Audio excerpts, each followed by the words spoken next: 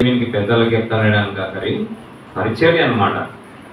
ఎందుకంటే అంత పని ఉన్నప్పుడు ప్రార్థనకు ఆరాధనకు రాకుండా ఉండడమే మేలు. వచ్చి లేచిపోకూడదు. మీ ఇంటి ముందర మల్లెపూలు చెట్టు ఉంది అనుకో, నీళ్లు పైన పోసినావు, పైన పోసి కొన్ని పోసి ఇంకా అనుకుంటావా, కింద అడుగు పోవాలా కదా నీళ్ళు, అంటే ఇల్లు పైన పైన నీళ్ళు అనమాట. అర్థమైందా? పని అందరికీ ఉంటుంది. నాకు కూడా పని ఉంది. కర్నూలుకి రమ్మన్నాడు జాన్ మోజస్. ఈరోజు వాక్యం చెప్పడానికి రన్నా అని అడిగినాడు. లేదు, పలువురికి పోవాలా మేము, వాళ్ళు వస్తారు ఎప్పుడన్నా అని చెప్పిన. అందరికీ ఉంటాయి కదా పనులు. పనులు లేని ఎవరున్నారు? దేవునికి పరలోకంలో దండి ఉన్నాయి పనులు. మన కోసం ఈ లోకానికి వచ్చినాడు అన్ని వదిలిపెట్టి. కాబట్టి సంఘస్థులు అట్లా పోవడం పద్ధతి కాదు, కూర్చోవాలి. అందుకే మేము ప్రార్థన ఏం చేసినామంటే లాస్ట్న పెట్టినాం. ఎందాక మీరు చేసినారే ప్రార్థన, ఆ ప్రార్థనను లాస్ట్న పెట్టినాం మేము. మా దాంట్లో కూడా లేచిపోతున్నారు, ఇప్పుడు కంట్రోల్ అయినారు. మా దాంట్లో లేరని కాదు, మీకన్నా ఎక్కువ ఉన్నారు మా దాంట్లో. 441 మంది వస్తారు ఆదివారం. నాకు అలా ఆధారపడి ఉంది. అందరినీ ఎంచుకుంటుంటాను ప్రతి వారం. ఈ వారం ఎంతమంది ఒక్కొక్క రోజు డౌన్ అవుతారు. 383, 370కి పడిపోతారు. ఒక్కొక్క వారము 450 మంది వస్తారు. అంటే అందరూ రొట్టెల్లో పాల్పొందారు. పాల్పొందేది దాదాపు 392 మంది వరకు ఉంటారు. రొట్టెలో పాల్గొనేటోళ్ళు అందరూ లేరు అనమాట. ఎక్కువ యవనస్తుల గుంపు వస్తుంటారు. నల్లని గుంపు ఎక్కువ ఉంది.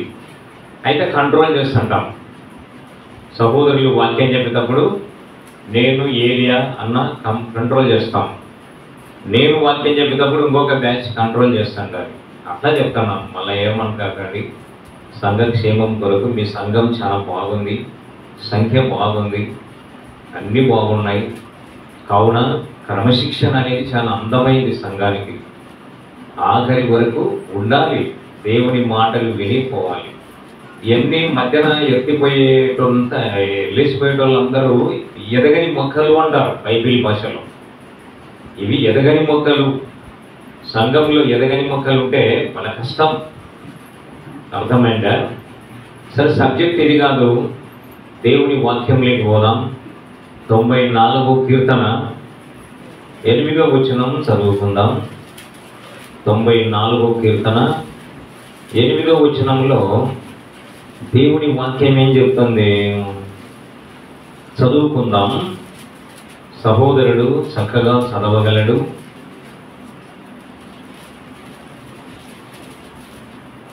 తొంభై 94వ అధ్యాయం 8వ వచనం చదువుకుందాం. జనులలో పశుప్రాయులారా దీనిని ఆలోచించుడి. ప్రసంగ సబ్జెక్ట్ ఇది. బుద్ధిహీనులారా మీరెప్పుడు బుద్ధిమంతులవుదురు. చాలు. సబ్జెక్ట్ ఏంటంటే బుద్ధిహీనులారా మీరెప్పుడు బుద్ధిమంతులవుదురు. ఈ లోకంలో ఉన్న రాజకీయ నాయకులకు చెప్పడం లేదు దేవుడు. పలువురిలో ప్రార్థనకు రాని వాళ్ళకు చెప్పడం లేదు. దేవుని మందిరానికి వచ్చి మారు మనసు పొందినామని బాప్తిస్మం పొంది బైబిల్ పట్టుకొని మందిరానికి వస్తున్న వాళ్ళకు ఏమని చెప్తున్నాడంటే దేవుడు, బుద్ధిహీనులాగా వస్తున్నావు కానీ ఏం లేదంట, బుద్ధి లేదు. బుద్ధిహీనులారా మీరు ఎప్పుడు బుద్ధిమంతులు అవుతారు? మీకు ఎప్పుడు బుద్ధి వస్తుంది? ఇది మనము తెలుసుకోవాలి ఈరోజు. బుద్ధి లేనివాడంటే ఎట్లా ఉంటాడు, బుద్ధి ఉన్నవాడంటే ఎట్లా ఉంటాడు, ఇది మనము తెలుసుకుందాం కదా. బుద్ధి గలవారు ఎలా ఉంటారు? బైబిల్ గ్రంథంలో చాలా చోట్ల వ్రాయబడింది. సామెతలలో బాగుంది, సుబుద్ధి గల భార్య యెహోవా యొక్క దానము అని ఉంది. భార్యకి ఏముండాలంట? సుబుద్ధి ఉండాలంట. సుబుద్ధి అంటే అర్థమైంది మంచి బుద్ధి. తీతు, తిమోతి, పేతురు పత్రికలలో స్వస్థత బుద్ధి అని రాయబడింది. స్వస్థత బుద్ధి అన్న సుబుద్ధి అన్న పర్యాయ పదాలకి ఒకటే.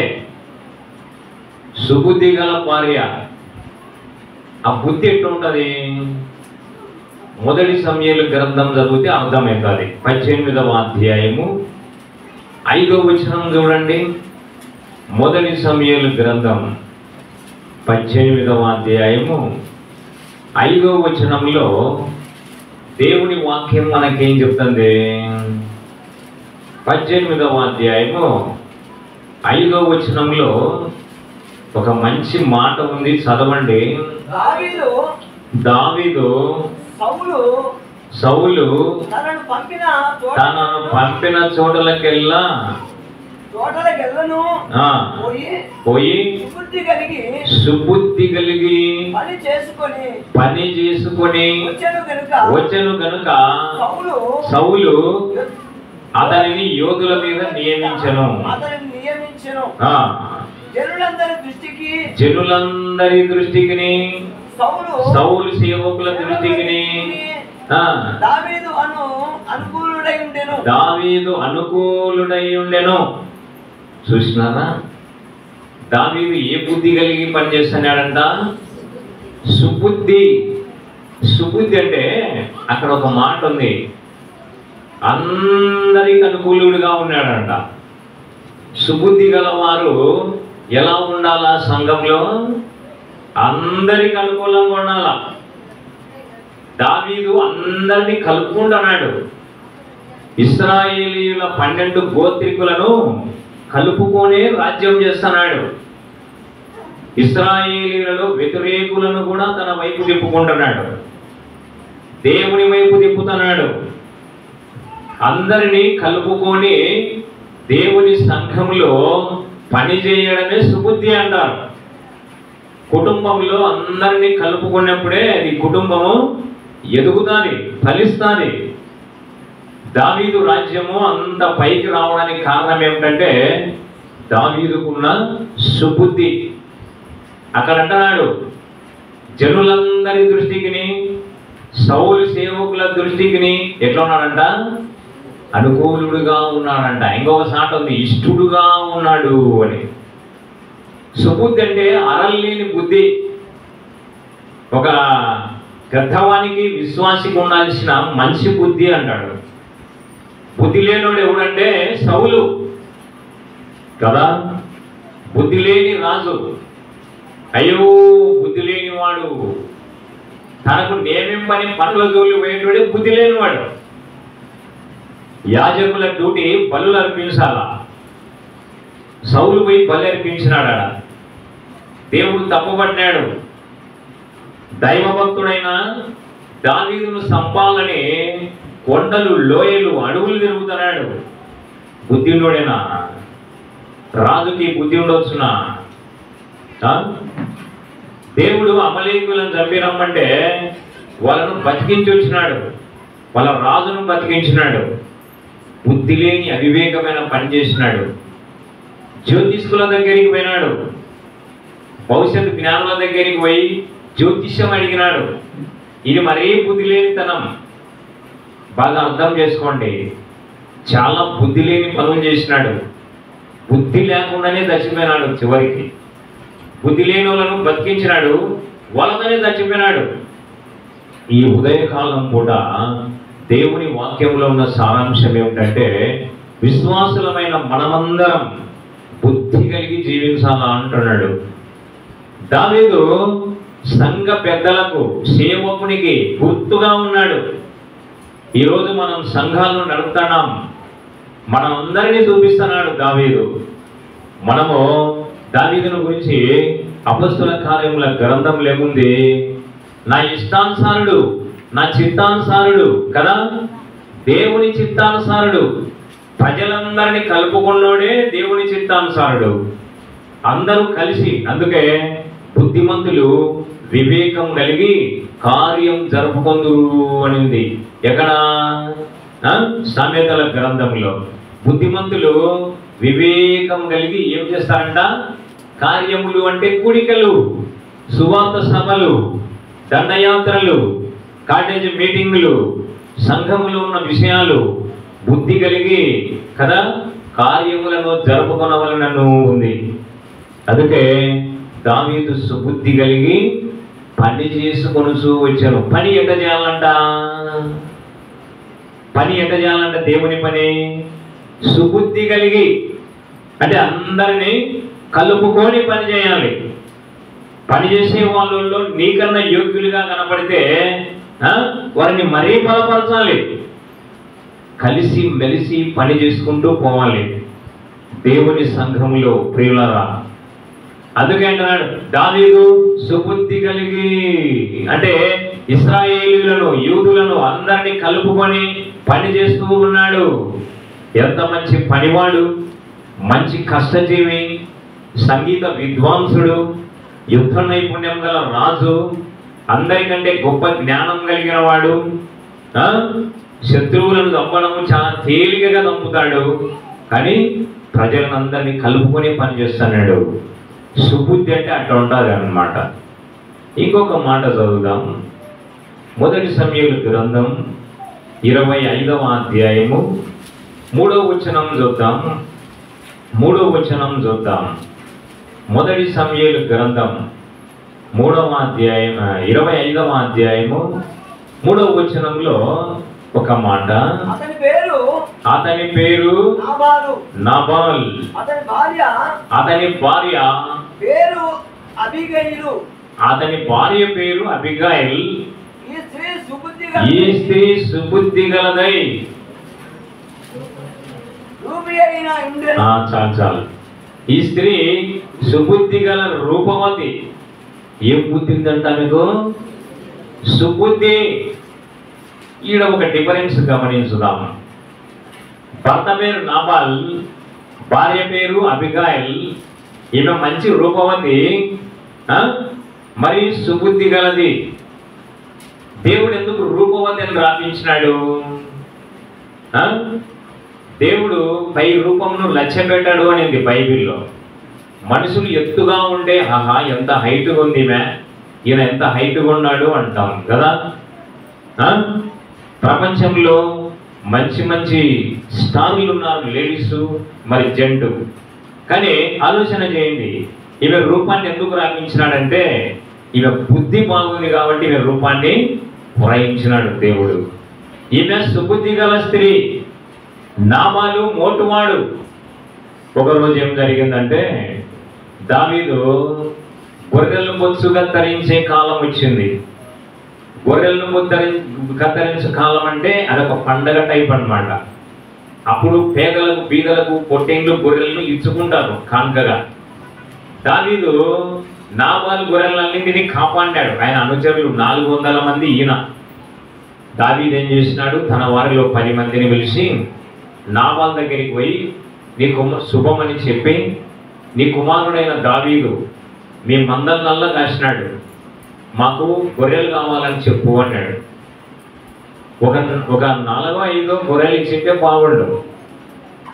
ఈ పనివారు పోయి ఈ మాటలు చెప్పినప్పుడు నాబాలుకు కోపం వచ్చింది. ఎవడయ్యా వాడు? దావీదు యెషై కుమారుడంట. మత్సుగా యజమానులను వదిలిపెట్టి పారిపోయిన వాళ్ళు ఉన్నారు. నేను ఇయ్యను, నా సొమ్ము, నా కష్టంలో సంపాదించినది నేను ఇస్తానా, ఇయ్యను నేను అన్నాడు. దావీదు అనుచరులు వచ్చి దావీదుకు చెప్పినారు. దావీదుకు కోపం వచ్చింది. తల ఒక కత్తి ధరించాలి అన్నాడు. మొత్తం 400 మంది ఉన్నారు. వాళ్ళు ఎన్ని కత్తులు ధరించింటారు? 400 కత్తులు ధరించినారు. ఎంతమందిని చంపనీకి? ఒక్కడిని చంపనీకి 400 మంది, 400 కత్తులు ధరించినారు. దావీదు ఒక కత్తి ధరించెను అని ఉంది. వీళ్ళు బయలుదేరినారు. ఆ నాబాలు పనివారిలో ఒకడు బుద్ధిమంతుడు ఏం చేసినాడు, అమ్మా దావీదు మనుషులు వచ్చిపోయినారు, మన యజమానుడు చాలా కఠినుడు, తనతో ఎవరిని మాట్లాడినాడమ్మా, అతిగా మాట్లాడినాడు, నువ్వు చేసే కార్యం త్వరపెట్టమ్మా, ఈ నాబాలను చంపనీకి వస్తున్నారు అని చెప్పినాడు. వెంటనే బుద్ధిమంతురాలు సుబుద్ధి కలిగిన స్త్రీ ఏం చేసింది, 200 అంజూరపు అడలు, ద్రాక్ష పండ్లు, చపాతీలు, ఫుడ్ తయారు చేసుకొని తన పరివారాన్ని ముందు పంపింది. తాను గాడిద ఎక్కి బయలుదేరింది తన పలికత్తెలతో. దావీదు దగ్గరికి వచ్చినారు. దావీదు దగ్గరికి వచ్చినప్పుడు ఏం జరిగింది, దావీదుకి ఎదురైంది అడిగాయి. కాబట్టి అప్పుడు ఏం జరిగింది, ఆయన గాడిద మీద నుండి తిరిగి సాష్టాంగ నమస్కారం చేస్తుంది. అప్పుడు దావీదుతో చెప్తుంది, నా ఏళ్ళవాడా, ఈ తప్పు నాది, నాబాలు మోటుమాడు మూర్ఖుడు అని చెప్తుంది, తప్పు నాది అని చెప్తుంది. గమనించండి, సుబుద్ధి కలిగిన వారు ఏం చేస్తారు, ఇతరుల తప్పులను కూడా మీనేసుకొని దేవునితో క్షమాపణ అడుగుతారు. దీన్ని స్వస్థ బుద్ధి అంటారు. అర్థమైందా? ఈ తప్పు నాది, వాడు మోటుమాడు అని చెప్తున్నాడు. ఈ మంచి మాటలల్లా తగ్గించుకొని మాట్లాడుతుంటే 400 కత్తులు కింద పడినాయి. ఒక్క మూర్ఖుడు మాట్లాడితే 400 కత్తులు తయారైనాయి యుద్ధానికి. ఒక సుబుద్ధి కలిగిన స్త్రీ మాట్లాడితే 400 కత్తులు ఏమైనాయి, కింద పడినాయి. ఇంకా లిగాడీలు ఎవరితో వస్తాయో అర్థం చేసుకోండి. మన నోరు ఎంత జాగ్రత్తగా ఉండాలా, మనం ఎంత బుద్ధిగా ఉండాలా. బైబిల్ ఉంది, యుగాంతమందు బుద్ధి కలుగుటగా ఈ సంగతులు మన కోసరము సంఘంలో, పలుకూరు సంఘంలో, చాబోలి సంఘంలో, బీర్వోలి సంఘంలో, ఎక్కడైనా ఏ సంఘంలోనైనా సమస్యలు ఉన్నాయి. బుద్ధి కలిగి జీవించడం దేవుడు ఈ మాటలు వ్రాయించినాడు. సుబుద్ధి అంటే అట్లా ఉండదన్నమాట. సుబుద్ధి గల భార్య యెహోవా యొక్క దానము, ఆమె పనులు కొనియాడబడతాయంట. తెల్లవారుజామున ఆహారం సిద్ధపరచును అని రాయబడింది. భార్య అంటే ఆత్మీయంగా సంఘం. పలుకురులో దేవుని గుణాలు, యేసు ప్రభు గుణాలను పలుకురులకు తెలియపరచడానికి మనల్ని రక్షించుకున్నాడు దేవుడు. సంఘము సుబుద్ధి గల భార్యగా ఉండాలా. అర్థమైందా? బాగా ఆలోచన చేసుకుందాం. సరే, బైబిల్లో బుద్ధి లేనివాడు ఎవడెవడు ఉన్నాడో చూద్దాం. చూడండి, న్యాయాధిపతుల గ్రంథం. మనిషికి బుద్ధి ఎప్పుడు వస్తుంది? 16వ అధ్యాయము 20వ వచనంలో ఒక మాట వ్రాయబడింది. న్యాయాధిపతుల గ్రంథం 16వ అధ్యాయం 20వ వచనంలో ఏమంటున్నాడు? న్యాయాధిపతులు 16వ అధ్యాయము 20వ వచనం.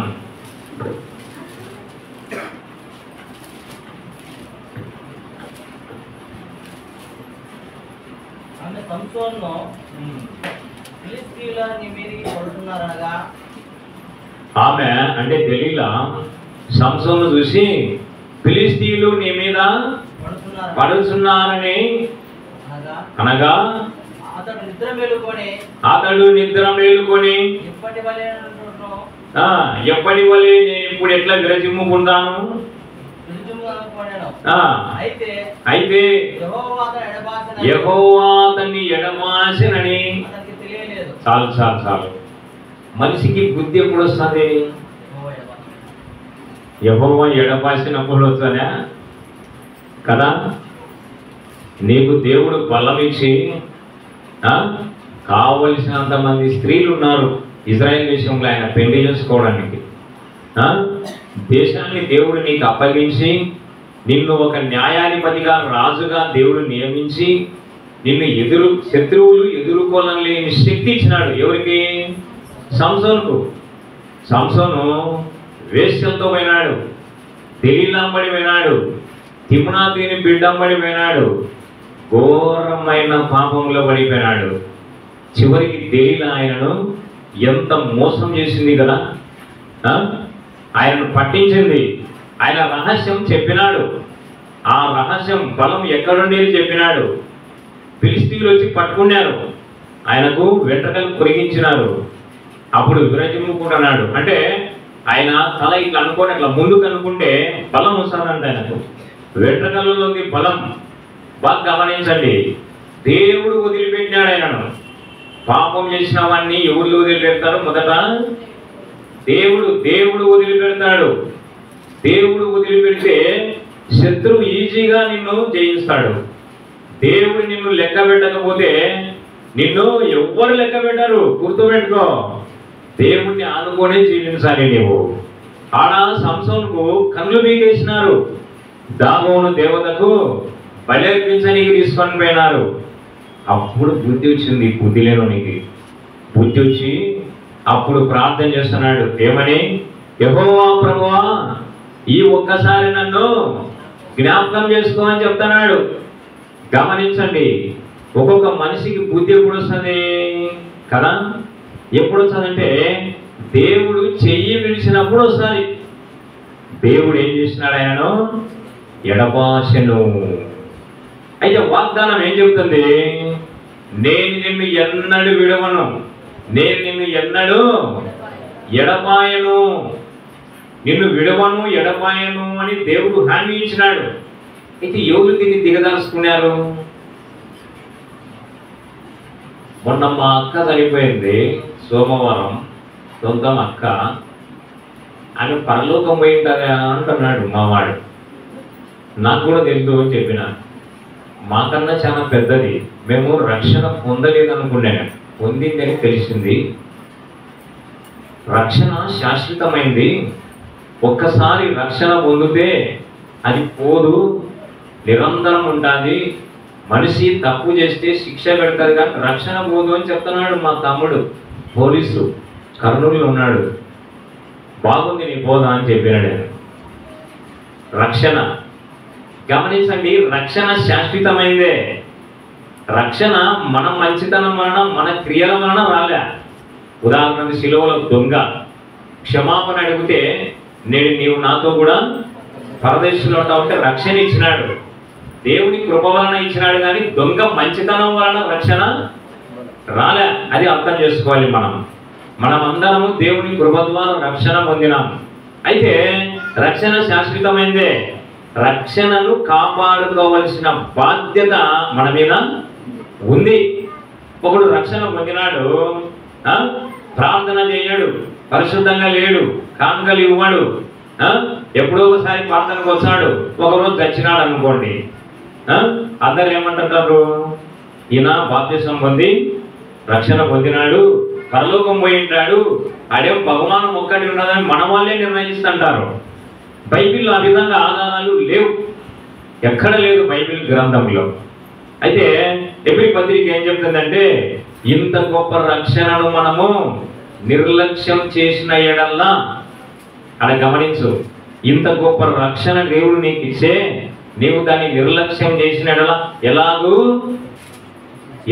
తప్పించుకుంటామంటే నరక శిక్ష తప్పించుకోలేము అని అర్థం. దాన్ని కాపాడుకోవాల్సిన బాధ్యత నీ మీద ఉంది. నీకు ₹1,00,000 డబ్బులు ఇచ్చినాం, నువ్వు ట్రైన్లో పోయినావు, ఆ డబ్బులను అక్కడ పెట్టుకోవచ్చా? దానిని కాపాడుకోవాల్సిన బాధ్యత ఉన్నది నీదే. అలాగే రక్షణను నువ్వు కాపాడుకోవాలి. సంసోనుకు బలం ఇచ్చినాడు, వీరత్వం ఇచ్చినాడు, శౌర్యం ఇచ్చినాడు, పదవి ఇచ్చినాడు, ప్రజలను కాపాడు అని ఇచ్చినాడు, ఏ శత్రువు నిన్ను ఎదుర్కోలేని శక్తి ఇచ్చినాడు. ఈరోజు మనకు కూడా ఇచ్చినాడు దేవుడు. లూకా సువార్తలో రాయబడిన 10వ అధ్యాయంలో, శత్రువు బలమంతటి మీద మీకు అధికారము అనుగ్రహించి ఉన్నాను, ఏది ఎంత మాత్రం మీకు హాని చేయదు. సైతాను మనల్ని ఢీకొనలేని అధికారం ఇచ్చినాడు, శక్తి ఇచ్చినాడు, బలం ఇచ్చినాడు, అన్ని ఇచ్చినాడు మనకు. మనము బాధ్యత గల వారముగా లేం. సంసోనులే ఉన్నామా? బాగా గమనించు. గొప్ప రక్షణ ఇచ్చినాడు సంసోనుకు దేవుడు. ప్రపంచంలో ఎవ్వరు ఎదురుకోలేరు సంసోను. సింహాలు, ఎలుగుబంట్లు, గాడిద దవడ ఎంతమందిని చంపినాడు? 1000 మందిని చంపినాడు. చిన్న సంగతి, అంత పొలాడ్డుడు. ఇంత గొప్ప పొలాడ్డుని కూల్చేసినది ఎవరు కూల్చినారు? ఎవరు కూల్చింటారు? ఏం పలకకున్నారు, టిఫన్ తినలేదేమో కదా. ఎవరు పిలిచిందారన్నా? పాపం వలన వచ్చే జీతం పాపం గురించి పారేసింది. ఎంత గొప్ప సంఘ పెద్దవైనా, సేవకునివైనా, ఎంత గొప్ప గాయకునివైనా, మంచి రాగాలు ఒళ్ళించినా ఎవరు కింద పడుకుంటారు మనల్ని? పాపం. పౌలు చెప్తున్నాడు కొరింథీ సంఘంలో, ఏమని చెప్తున్నాడు? నేను నా శరీరాన్ని నల్లగొట్టుకుంటున్నాను. ఒకవేళ మీకే వాక్యం చెప్పిన తర్వాత నేనే భ్రష్టుని అయిపోతానేమో, నీ అనుభవం నిన్ను రక్షించదు, భ్రష్టును అయిపోతావేమో. అందుకే మనల్ని మనం కాపాడుకుంటున్నాలి. మనిషికి బుద్ధి ఎప్పుడు వస్తుందంటే, కొందరికి దేవుడు చెయ్యి విడిచినప్పుడు బుద్ధి వస్తుంది, అప్పుడు పనతం చేస్తున్నాడు. యెహోవా ప్రభువా, ఈ ఒక్కసారి నన్ను జ్ఞాపకం చేసుకో అంటున్నాడు. ముందు తెలుదాయి బుద్ధి లేను నీకు కదా. బుద్ధి లేని పనులల్లా చేసి లాస్ట్ నా దేవుడిని అడుగుతున్నాడు, కళ్ళు పోగొట్టుకొని బందీ అయిపోయినావు. బలాఢ్యుడు ఏమైనాడు? బందీ అయిపోయినాడు. సింహాన్ని ఎలుగుబండను 1000 మందిని చంపిన వీరుడు, 300 నక్కలను పట్టుకున్న శక్తిపరుడు కదా, బందీ అయిపోయినాడు, బలహీనుడు అయిపోయినాడు. ఒక్కసారి ఆలోచన చేసుకుందాం. దేవుడి చెయ్యి విడిచేంత పాపాలు చేయకూడదు. రెండో పాయింట్లోకి పోదాం. బుద్ధి ఎప్పుడు వస్తుంది? యోనా గ్రంథం 2వ అధ్యాయంలో వ్రాయబడింది. ప్రాణాలు పోతాయని తెలిసినప్పుడు బుద్ధి వస్తుందంట. యోనా నినేవే పట్టణానికి వెళ్ళి సువార్త చెప్పుకో అని చెప్పినాడు. సంఘం మీద బాధ్యత ఉంది, పలుకూరు సంఘం మీద సువార్త చెప్పే బాధ్యత, సువార్తను ప్రకటించే బాధ్యత ఉంది. ఆలోచన చేయండి ప్రియులారా. యోనాను నినేవేకి వెళ్ళి 40 రోజులకు నినేవే పట్టణం నాశనం అయిపోతాదని చెప్పు అంటున్నాడు. నినేవేకి పోకుండా ఎక్కడికి పోయినాడు? తర్షీసుకు పోయినాడు. ఈరోజు నినేవేను ఇరాక్ దక్షిణ భాగాన్ని నినేవేను ఇరాక్ దక్షిణ భాగంగా పిలుస్తారు. తర్షీస్ అంటే ఇంగ్లాండ్ దేశం. ఒకప్పుడు ఇంగ్లాండును తర్షీస్ అంటున్నారు. తర్షీస్కు పారిపోతున్నాడు. దేవుడు గొప్ప తుఫాను గాలి లేపినాడు. ఓడవాళ్ళందరూ ఆలోచన చేసి యోనాని ఏం చేసినారు? ఎత్తి సముద్రం వేసినాక సముద్రం ప్రశాంతమైపోయింది. వెంటనే దేవుడు తిమింగలాన్ని చెప్పినాడు, చేపకు, నువ్వు యోనాను మింగిపో, మింగాల కానీ నమలకూడదు, దేవుని ఆజ్ఞ ఇది. తిమింగలం మింగింది. ఒక్కొక్క తిమింగలము 5 టన్నుల ఆహారం తింటారంట. ఒక్కొక్క తిమింగలము 5 టన్నులు, టన్నుకు 1000 కేజీలు. 5 టన్నులు అంటే 5000 కేజీల ఆహారం తింటాయి ఒక్క రోజు. మనం ఎంత తింటాము? రోజంతా కలిపి 3 పూట్ల కేజీ తింటామా? ఏమో భయమైందండి మిమ్మల్ని అడగాలంటే. సరేలేండి, ఎంతో కొంత తింటాము, మనదొద్దు కానీ 5 టన్నుల ఆహారం తింటాది. అటువంటిది యోనాను కడుపులో పెట్టుకొని సచ్చింది 3 నాళ్ళు కదా. యోనా ఉన్నాడు.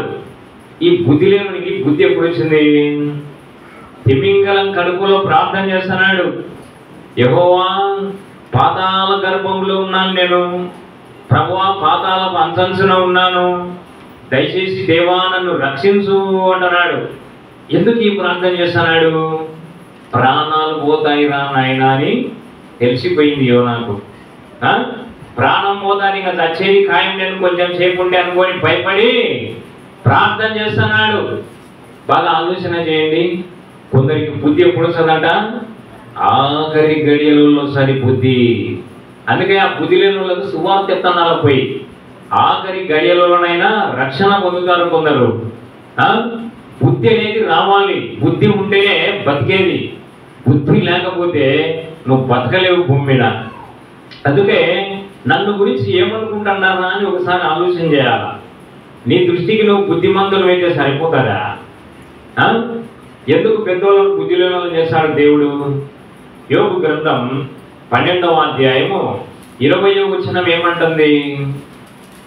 దేవుని భక్తుడు యోబు గ్రంథం 12వ అధ్యాయము 20వ వచనంలో యోబు ఏం రాస్తున్నాడో ఒక మాట చదువుకుందాం. ఒక మాట చూడండి. 12వ అధ్యాయం 20వ వచనంలో దేవుని వాక్యం ఏం చెప్తుందో, వాక్చాతుర్యం గారి పలుకులను ఆయన నిరర్ధకం చేయును, పెద్దలను బుద్ధి లేని వారిగా చేయును. పెద్దలను ఏం చేస్తాడంట దేవుడు? బుద్ధి లేని వారిగా చేస్తాడు. పెద్ద వయసే కానీ బుద్ధి లేమర్రా అంటారు ఒక్కొక్కడిని కదా. మా ఇంట్లో కూడా ఉన్నారు బుద్ధి లేని వాళ్ళు. బుద్ధి లేక పొలాలల్లో అమ్మిపోయినారు. నేను ఏది అన్నా అనుకుంటుంటాం, వాళ్ళ నాయన మా నాయన అన్నదమ్ములే. బుద్ధి లేని వాళ్ళు బాగా ఆలోచన చేయి. ఎందుకు బుద్ధి లేని వాళ్ళనిగా చేస్తాడు దేవుడు? పెద్ద స్థానంలో ఉండి నీ బాధ్యతను మరిచి నువ్వు దేవుని పనులు చేయకుండా, దేవునికి ఇష్టంగా జీవించకుండా నీ స్వబుద్ధిని ఎప్పుడు నాడుతావో నువ్వేమైపోతావు? బుద్ధి లేనివాడిగా చేస్తాడు దేవుడు నిన్ను. బుద్ధి లేనివాడు. బైబిల్ గ్రంథంలో సౌలు బుద్ధి లేనివాడైపోయినాడు. అర్థమైందా? కొంతకాలం దావీదు బుద్ధి లేనివాడైపోయినాడు. చేయరాని తప్పులు చేసి బుద్ధిహీనత మీనికి తెచ్చుకున్నాడు. అందుకే పెద్దలైన వాళ్ళు, స్త్రీలు, పురుషులు ఎవరైనా సరే బుద్ధి గలవారముగా ఉండాలి.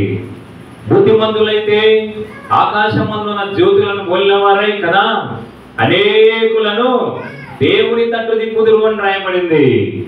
ఈ ఆఖరి దినాలలో ఉన్నాం మనం. బుద్ధి కలిగి, జ్ఞానం కలిగి మనుషులను దేవుని వైపు తిప్పాలి.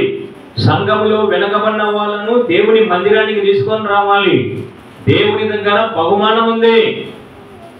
ఇజ్రాయెల్ మొన్న ఇరాన్ మీద దాడి చేసింది. ఇరాన్ మొదట ఇజ్రాయెల్ మీద దాడి చేసింది. Israel Lebanon, Syria, Iran, Gaza మీద దాడులు చేస్తూ ఉంది. ఇదంతా ప్రవచనాల ప్రకారం జరుగుతుంది. బాగా బుద్ధి కలిగి ఉందాం. ఎందుకంటే ఇజ్రాయెల్ మీద అణుబాంబులు వేయాలని ఇరాన్ దేశం ఎంతో ప్రయత్నంలో ఉంది. దేవుడు అడ్డగిస్తా ఉన్నాడు. ఇంకా కొంచెం టైం ఉన్నట్టుంది.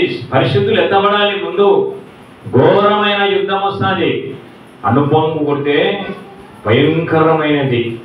రెండో ప్రపంచ యుద్ధంలో ఏం జరిగిందంటే, జపాన్ లొంగకుందంటే అమెరికాలో అమెరికా యుద్ధ విమానంలో ఇద్దరు పైలట్లు ఉన్నారు. ముగ్గురు ఉన్నారు.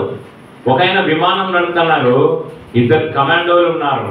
మొదటి కమాండో కల్నల్ టిబెట్స్ అంటే ఆయన కౌబాయ్ అనే అణుబాంబును హిరోషిమా మీద పారేసినాడు. రెండవ కెప్టెన్ ఉన్నాడు లూయిస్ అని. ఆయన ఇంకొక అణుబాంబును నాగసాకి మీద వేసినాడు.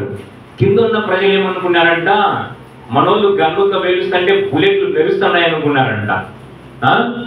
ఇప్పుడు ఎండ 45-46 డిగ్రీలు అంటే సత్సాన్నం కదా. మనం ఒక్క అణుబాంబు పేలితే 150 డిగ్రీల వేడి వస్తుందంట. 150 డిగ్రీల సెంటిగ్రేడ్ వేడి వస్తుందంట. ఆ వేడికి హీరోగా నాగసాకి మాడి మశానం అయిపోయిందంట. నేను నిన్న పేపర్లో చదివినప్పుడు నాకు భయం అయింది. ఎంత ప్రార్థన చేయాలరా, ఎంతమంది రక్షణ పొందాలా, సంఘాలు బాగుండాలా అని కోరుకుంటున్నాను. ఇప్పుడు ఇజ్రాయెల్ మీద అణుబాంబు వేసిందంటే యెరూషలేం, బెత్లెహేం, ఇజ్రాయెల్ దేశం నాశనం అయిపోతుంది. ఇరాన్ మీద బాంబు వేసిందంటే ఇరాన్, జోర్డాన్ మొత్తం లేచిపోతాయంట. ఉదాహరణకు పాకిస్తాన్, ఇండియా ఉంది. పాకిస్తాన్ అణుబాంబును పేల్చిందంటే ఇండియా మీదకి 8,000 కిలోమీటర్ల వేగంతో వస్తుందంట. ఇండియా, బాంబే, ఢిల్లీ ఇలాంటి నగరాలు భస్మం అయిపోతానంట పాకిస్తాన్ వేస్తే. తిరిగి ఇండియా అణుబాంబును పాకిస్తాన్ మీద విడిచింది అనుకోండి, 13,000 కిలోమీటర్ల వేగంతో పోతారంట. ఇండియా వదిలిన అణుబాంబు పాకిస్తాన్ మొత్తం లేచిపోయి బంగ్లాదేశ్ కూడా సగం పోతారంట. అటువంటి అణుబాంబులు ఉన్నాయంట ఇండియా దగ్గర. ఇవన్నీ ఎందుకు తయారు చేసి పెట్టుకున్నారు తెలుసా? దేవుడు యుద్ధంతో తన చిత్త ప్రకారము ప్రపంచాన్ని ముగించాలనుకుంటున్నాడు. ఆ భయంకరమైనటువంటి శ్రమలేకి పోకుండా ఉండాలంటే మనిషి ఏం చేయాలి? సంసోను వలె బుద్ధి లేకుండా ఉండకూడదు. యోనా వలె బుద్ధి సేప కడుపులో పడితే కానీ బుద్ధి రాదనమాట. ఈయనకు సేప కడుపు లేకపోయినాక పాతాళ గర్భంలో ఉన్నాను, ప్రభువా నన్ను రక్షించు అని అడుగుతున్నాడు. ప్రాణాలు పోతాయనుకున్నప్పుడు వస్తున్నాడు. అర్థమైందా? ప్రాణాలు పోతాయనుకున్నప్పుడు ప్రార్థన చేస్తున్నాడు. అప్పుడు బుద్ధి వచ్చింది యోనాకు. దేవుడు ఆజ్ఞ ఇస్తానే తిమింగలం కక్కింది ఆయనను. మరలా బుద్ధి కలిగి నినేవేకు పోయి ఏం చేసినాడు? సువార్త చెప్పినాడు. బుద్ధి రావడానికి చేస్తాడు దేవుడు ఈ పనులు. నీకు బుద్ధి వస్తే సంఘంలో మంచి పనులు చేయి, ఒకరినొకరు ప్రేమ కలిగి ఉండాలి, ఆత్మలను సంపాదించాలి. మనల్ని మనము పరిశీలన చేసుకుందాం. 3వ పాయింట్లోకి పోదాం. హెబ్రీ పత్రిక 12వ అధ్యాయము 16వ వచనం చదువుకుందాం. గబగబ తీయండి. హెబ్రీలకు రాసిన పత్రిక 12వ అధ్యాయము 16, 17 వచనాలు చదువుకుందాం. 16వ వచనం చదవండి ముందు. ఒక్క పూట కూటి కొరకు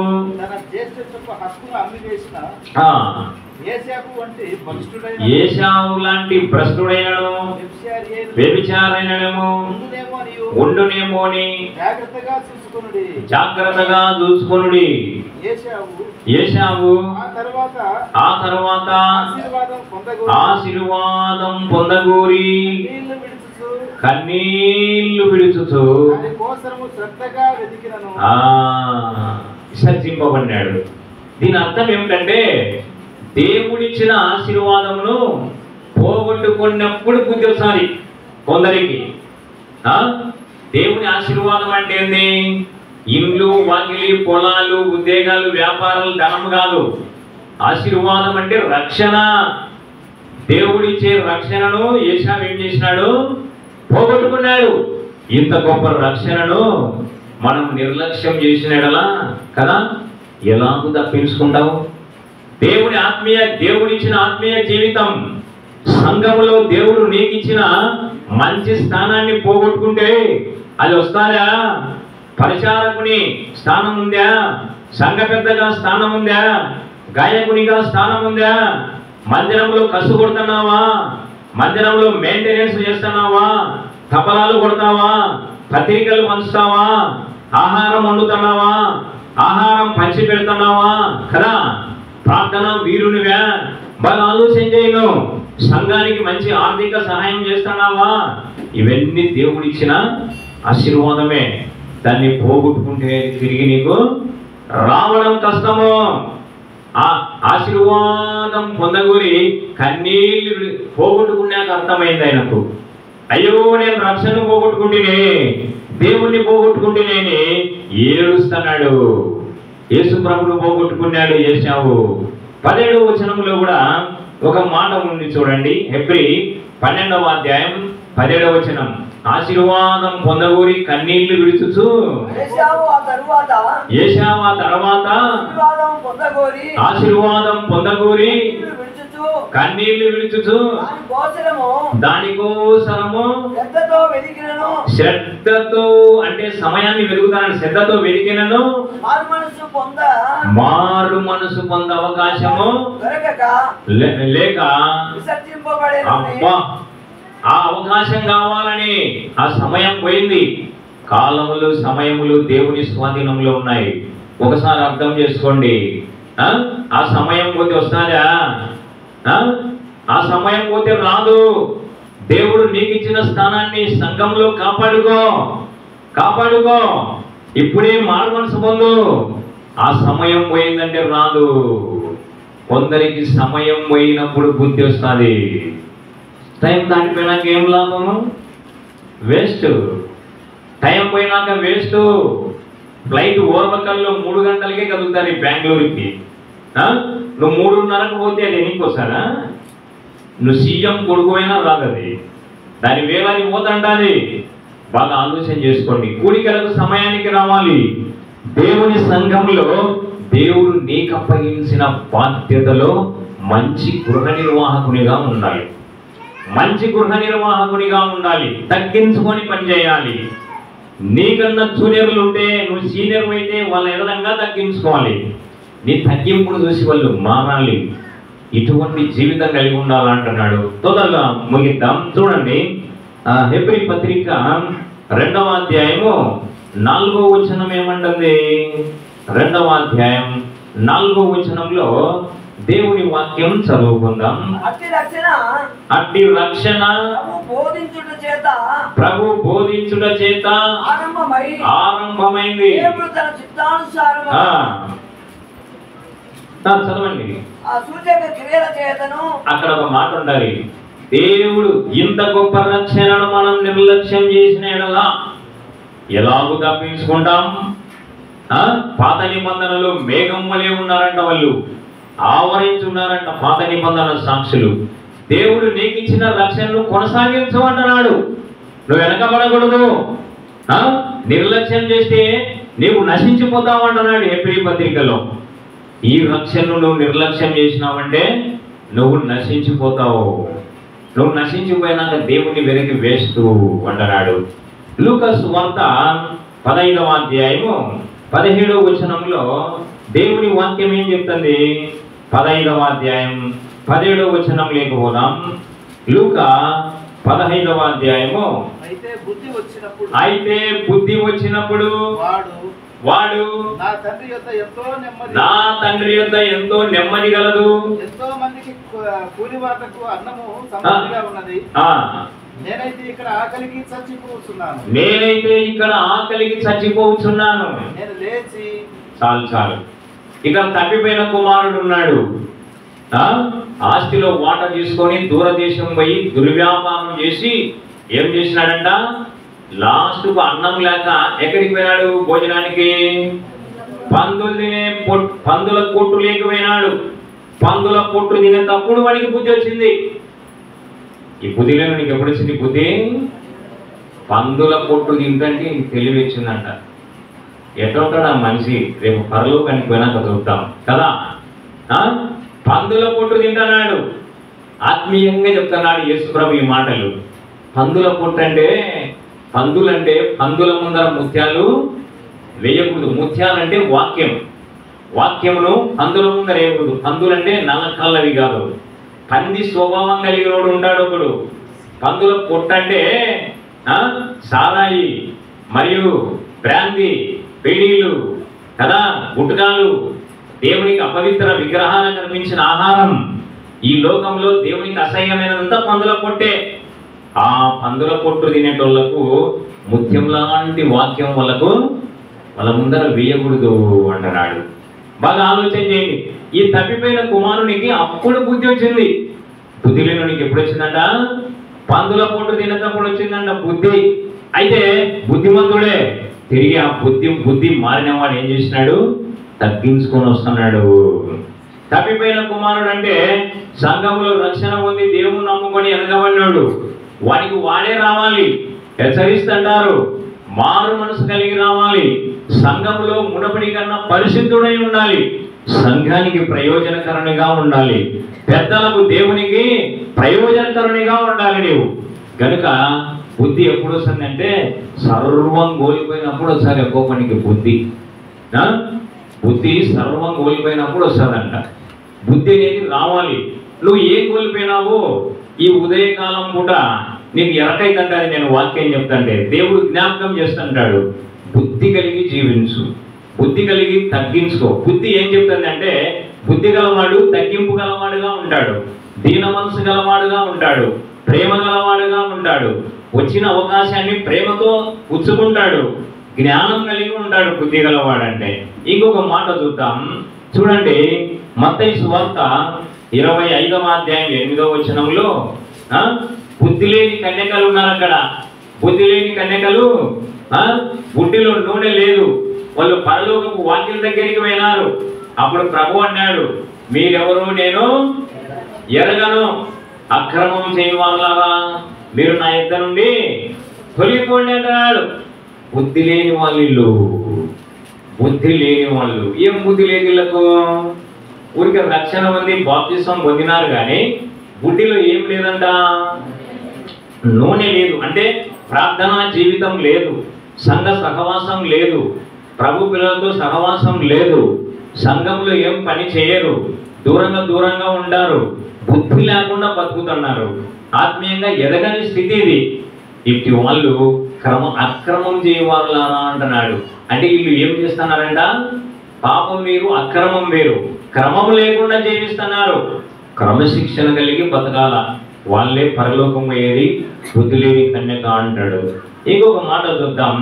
లూకా సువార్త 16వ అధ్యాయం 27, 28 వచనం చెప్పి ముగిద్దాం.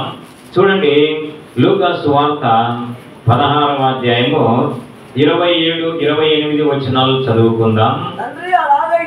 తండ్రి అలాగైతే నాకు 5 సహోదరులున్నారు, వారును ఈ వేదనకరమైన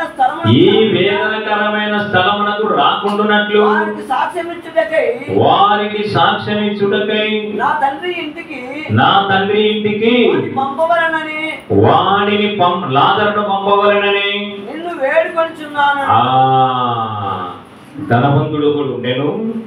వాడు ఉదాహరణ వస్త్రం ధరించుకొని అనుదినము సుఖపడుచుండువాడు, బాగా తింటూ ఉన్నాడు. దరిద్రుడైన లాజరు ఉండెను. ఈ దరిద్రుని కుండ్లు కుక్కలు నాకుతుండెను. ఈ దరిద్రుడు ధనవంతుని బల్ల మీద ఉన్న ముక్కలు కింద పడితే ఏరుకుంటూ తింటున్నాడు. ఎన్నడే గాని లాజరుకు వైద్యం చెప్పేలా, భోజనం పెట్టండి అని చెప్పాలా. క్రూరుడు, భయంకరుడి ధనవంతుడు. వీడు యూదుడే, ధర్మశాస్త్రం తెలిసినోడే, అబ్రహాం సంతానమే, సున్నతి పొందినోడే. కానీ దరిద్రులకు బీదలకు సహాయం చేసేటోడు కాదు. సచ్చే చివరికి ఎక్కడికి పోయినాడు? దేవుడు పాతాళం పంపినాడు. పాతాళంలో ఉన్నాడు. పాతాళంలో పడినాక అక్కడ పైకి పక్కన చూస్తే లాజరు ఉన్నాడు అబ్రహాం దగ్గర. పక్కన లాజరు ఉన్నాడు పరదైసులో. అప్పుడు తండ్రివేన అబ్రహామా, ఇదిగో నాకు నీళ్లు దాహం అవుతున్నాయి, నాకు నీళ్లు కావాలా, లాజరును పంపు అంటున్నాడు. ఇంటికాడికి లాజరు వచ్చి ముక్కలు ఏరుకొని తింటే ఎప్పుడు లాజరు మీద దయ చూపలే. బాగా ఆలోచన చేయండి. ఈ ధనవంతుడు చాలా గర్విష్ఠుడు, ధనగర్వం గలవాడు, తన సొమ్ములు ఎవరికి పెట్టనివాడు, నాబాల్ లాంటి వాడు, నరకానికి పోయినాడు. అయితే అక్కడ అబ్రహాం చెప్తున్నాడు, కుమారుడా, మేము మీ దగ్గరికి, మీరు మా దగ్గరికి రావడానికి వీలు లేదు. మధ్యన పెద్ద అగాధం ఉంది. ఒకసారి ఆలోచించి, నువ్వు దరిద్రుడైన లాజరుకు ఎప్పుడు దయ చూపలే, అందుకే నువ్వు నరకానికి వచ్చినావు. నీ జీవిత కాలం అంతా నీ ఇష్టానుసారంగా జీవించినావు, దేవుని చిత్తానుసారంగా బ్రతకలే. అయితే అంటున్నాడు, అయితే తండ్రి నాకు 5 మంది సహోదరులు ఇంటికాడ ఉన్నారు. ఇక్కడ ఒకటి ఆలోచన చేద్దాం. పాతాళానికి పోయినోనికి ఇంటికాడ నువ్వు మర్చుకున్నట్టే కదా, జ్ఞాపకం ఉన్నట్టే కదా. నాకు ఇంటి వద్ద 5 సోదరులు ఉన్నారు. మనం అనుకుంటుంటాం చచ్చిపోయినోడు అందరినీ మర్చిపోయి ఉంటాడు అని. చచ్చిపోయిన శరీరం సమాధిలో ఉంది, కానీ అస్సలు మనిషి ఆత్మ ఎక్కడున్నాడు? పాతాళంలో ఉన్నాడు. పాతాళం నుండి యాతన పడుతున్నాడు, యాతనకరమైన స్థలంలో. అప్పుడు బుద్ధి వచ్చింది బుద్ధి లేనోనికి. భూమి నుండి ఎప్పుడు బుద్ధి రాలా. పాతాళంలో పడి ఇంటికాడ నువ్వుల కాడికి లాజరును పంపు, సువార్థికులను పంపు అంటున్నాడు. బాగా ఆలోచన చేయండి. ఒక మాట అంటున్నాం కదా మనం, చేతులు గాలినాక ఆకులు పట్టుకుంటే లాభమా అంటారు కదా. చేతులు ఎవరికి గాలినాయి? ఇప్పుడు ధనవంతునికి గాలినాయి. నరకంలో ఉన్నాడు. మా వాళ్ళకు సువార్థికులను పంపు, మా వాళ్ళకు వాక్యం చెప్పేటోళ్ళని పంపు అని ఇప్పుడు ఈయనకు బుద్ధి వచ్చింది. పాతాళంలో పడితే కానీ బుద్ధి రాదు ఒక్కొక్కనికి. చంద్రబాబు నమ్ముతాడా మనం దేవుని మాటలు చెప్తే? మోడీని నమ్ముతాడా? ఇలా కల్లా ఎక్కడ బుద్ధి వస్తుంది? పాతాళం, నరకం, పాతాళంలో బుద్ధి వస్తుంది కొందరికి. అందుకే భూమి మీద ఉండగానే ఏం చేయాలి?